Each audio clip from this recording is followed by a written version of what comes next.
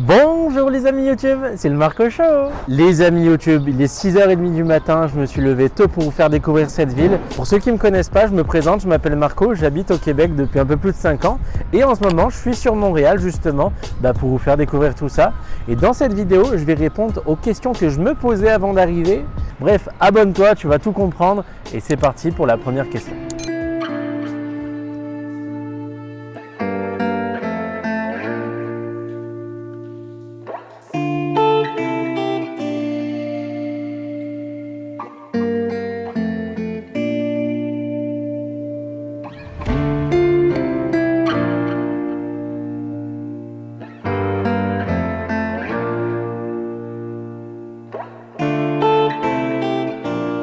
On se retrouve à Place des Arts pour répondre à la première question. Beaucoup de gens me la posent d'ailleurs.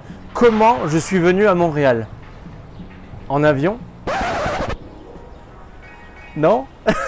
Ok, la vraie question, pourquoi je suis arrivé à Montréal? Tout simplement parce qu'on m'en avait beaucoup parlé durant mes voyages, comme quoi à Montréal il fait bon vivre, il y a des bonnes opportunités d'emploi également. Les gens sont en général très chaleureux et très accueillants, et également parce qu'ici ils parlent français. Bon, je parle un petit peu anglais, mais le français, tu sais, c'est la langue maternelle et tu retrouves un petit goût d'Europe ici. Donc je me suis dit, pourquoi pas me tenter un meilleur avenir professionnel que ce que j'aurais pu avoir en France. Et je pense que je ne me suis pas trompé parce qu'aujourd'hui j'ai la résidence, mon travail ça se passe bien, j'ai acheté une maison, c'est le pur bonheur. Mais ça n'a pas toujours été, j'ai eu des petits problèmes de visa, j'ai dû rentrer en France, bref, une petite vidéo qui s'affiche juste ici. Bon on va répondre à la deuxième question.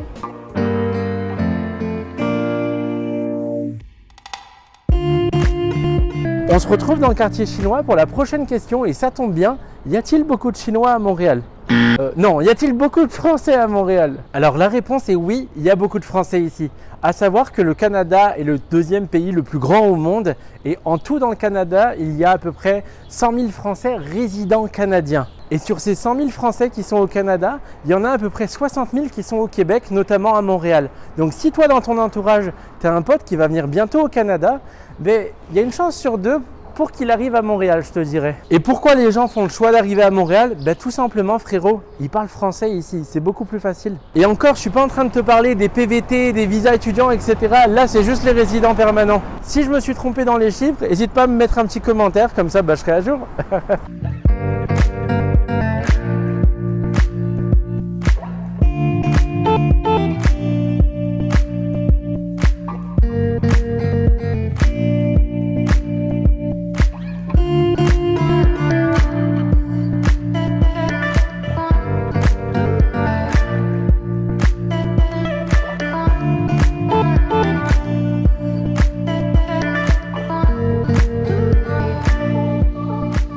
On se retrouve à la cathédrale Notre-Dame, effectivement le même nom que celle de Paris. La prochaine question, est-ce que je suis venu à Montréal dans l'idée de m'y installer ou faire un road trip? Écoute, c'est une très bonne question qui m'a d'ailleurs été posée sur Instagram, donc si tu n'es pas abonné, le voici juste ici. J'ai eu la chance de beaucoup voyager et rencontrer beaucoup de monde et tu sais, secrètement, tu te cherches un peu un endroit pour rester y vivre.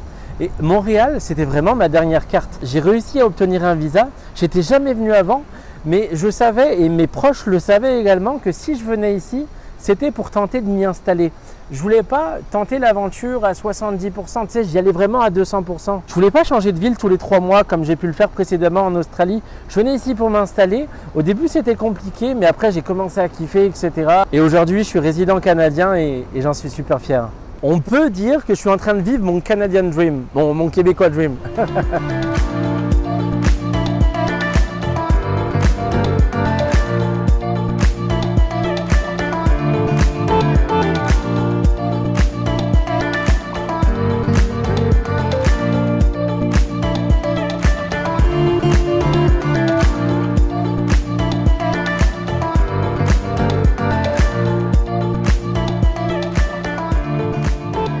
Et on se retrouve devant une porte, je sais pas, j'ai trouvé ça joli, pour répondre à la prochaine question.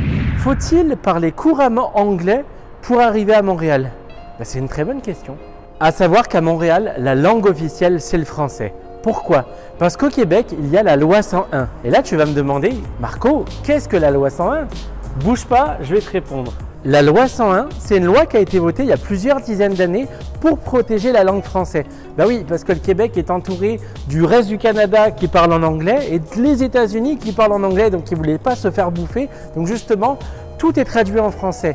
Par exemple, quand tu vas au McDonald's, ça s'appelle restaurant McDonald's. Quand tu vas au Starbucks Coffee, ça s'appelle café Starbucks. Tous les titres de films également sont traduits en français. Au début, je t'avouerais que je trouvais ça un peu ridicule. Quand tu regardes le film Fast and Furious, ben c'est rapide et furieux. Tu vas au McDonald's avec ton enfant et tu lui commandes un joyeux festin.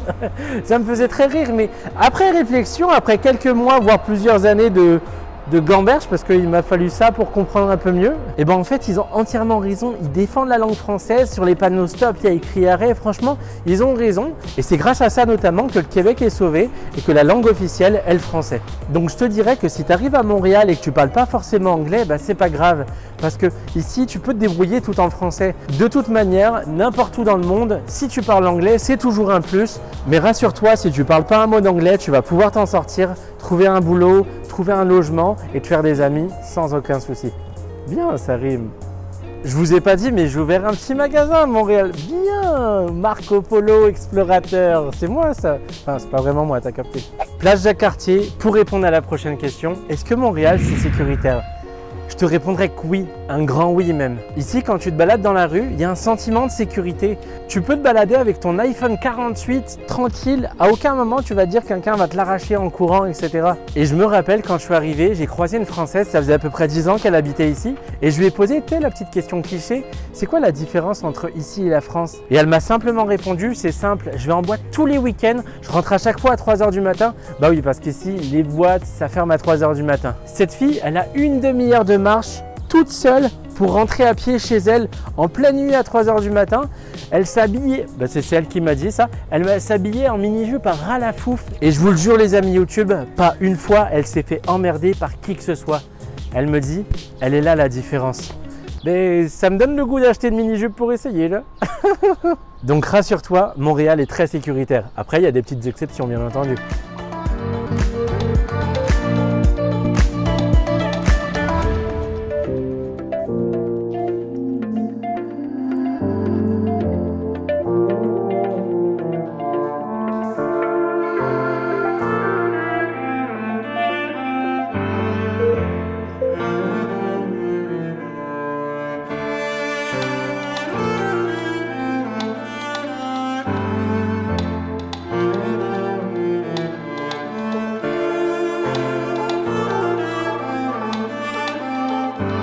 Et là, on se retrouve au Vieux-Port pour la dernière question et pas des moindres.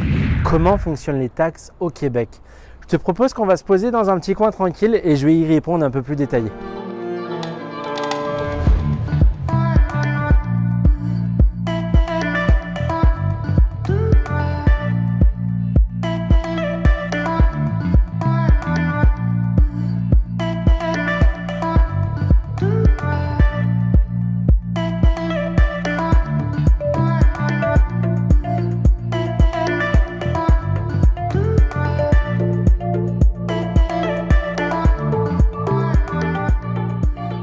En France, on est habitué à avoir les taxes incluses dans les prix. Et bien au Canada, c'est pas du tout le cas. Tu dois payer un pourcentage supplémentaire qui varie d'une province à l'autre en fonction de là où tu es. Et au Québec, c'est à peu près 15%. Je vais aller un peu plus dans les détails au niveau des chiffres. Il y a d'abord la TPS qui signifie taxe sur les produits et des services qui est de 5% et en gros, c'est la taxe du pays, donc le Canada.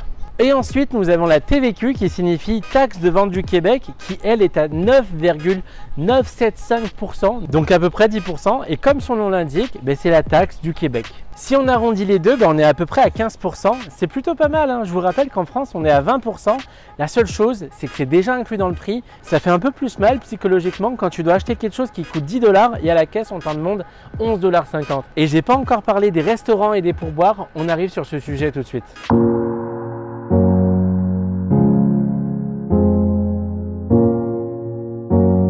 Mise en contexte. Petit samedi soir, posé, tranquillou, t'as envie de te la jouer romantique et inviter monsieur ou madame au restaurant. Un petit restaurant bien sympa, 50 $ le menu chacun. Donc à deux, vous en avez pour 100 $. Mais si tu as bien retenu la leçon juste avant, la taxe n'est pas incluse. Donc au lieu de 100 $, ça va être 115. Mais c'est pas fini. Parce que oui, le pourboire n'est pas inclus. Ça me faisait chier au début, mais quand j'ai compris pourquoi il n'était pas inclus, quand tu travailles au Québec, tu as un salaire minimum. Il est de 13,50 $. Ça date du 1er mai 2021. Je sais pas à quel moment tu regardes cette vidéo, peut-être qu'il aura augmenté. Et figure-toi que quand tu es serveur, tu touches moins que ce salaire minimum. Justement, ce qui va te compenser, ça va être les pourboires. Et en général, les pourboires, c'est 15-20 %. En gros, il y a une règle comme quoi, si c'était vraiment bien, etc., ou normal, service correct, tu donnes un 15 %. Et si tu es vraiment très content, ou que c'était normal pour toi, tu peux donner 20 % et plus, ils seront toujours contents. Mais très important, si tu ne donnes pas de pourboire, ton serveur à la fin de l'année, il doit payer des impôts, il doit déclarer tout ce qu'il a vendu comme menu, etc. Et il paye 6 % d'impôts sur tous les pourboires qu'il a potentiellement reçus. Donc si tu pars sans donner de pourboire, le 6 % il va quand même le déclarer aux impôts. Donc c'est comme si tu l'avais volé dans un sens. Donc juste fais ton français correct, tu te renseignes avant d'arriver. Moi aussi ça me faisait chier au début de donner du pourboire.